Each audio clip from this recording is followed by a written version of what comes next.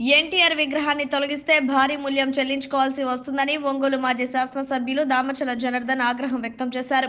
కొప్పుల వద్ద main road పక్కనే side కాలువ నిర్మాణంతో ఎన్టీఆర్ విగ్రహాన్ని తొలగించేందుకు వైసీపీ నాయకులు చేస్తున్న ప్రయత్నాన్ని తప్పుబట్టారు. ఆ ప్రాంతాన్ని పరిశీలించారు. వెంటనే ఈ విషయాన్ని కమిషనర్ వెంకటేశ్వరరావు దృష్టికి తీసుకువెళ్లగా కమిషనర్ సానుకూలంగా స్పందించారు. ఈ కార్యక్రమంలో టీడీపీ నాయకులు బండారు మదన్, కోటారి నాగేశ్వరరావు, వెంకటేశ్వరరెడ్డి, కాచగడ్డ రఘు తదితరులు పాల్గొన్నారు.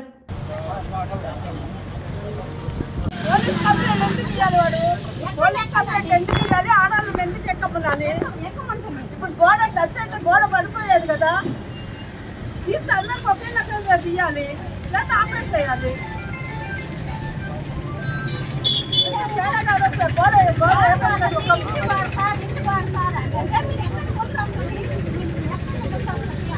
పోలీస్ జీప్లో ఆడాలను ఎక్కించేది అసలు వాడు పాపం.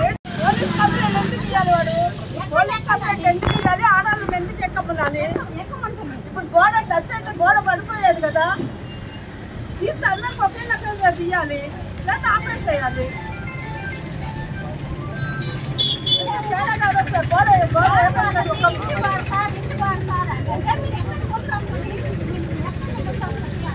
పోలీస్ జీప్లో ఆడాలను ఎక్కించేది అసలు వాడు పాపం.